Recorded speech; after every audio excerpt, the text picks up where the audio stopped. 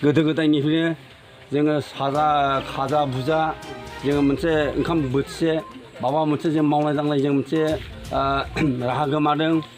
दिनै army police जोंखौ बुख्रि सुख्रि खालामदों माने बिपिएफ दोलोनि जिहेथु जोंहा दिनैहाय एनडिएफबि नि जिहेतु एनडिएफबि थाखाय जों बहुत जोङो खस्थ' मोनबोदों आरो एनडिएफबि थाखाय जोङो बहुत जोङो सापर्टार बे एरिया दा बे बा गोजानफोरा दा बेनि थाखायनो जोङो माखासे एनडिएफबि मानसिखौ बिपिएफजों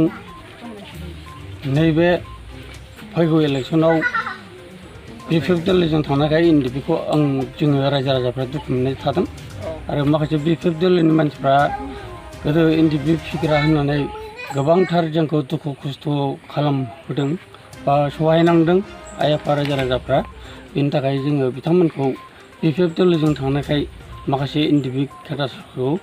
बा लिडारफोरखौ जों दुखु मोननाय थादों रायजो राजाफ्रा बिथांमोनहा माने बिपिएफ दोलोजों एनडिएफबि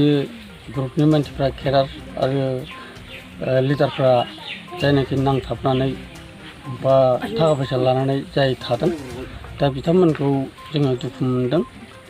बा रायजो राजाफ्रा दुखु फोरमायनाय थादों बिथांमोननिसिम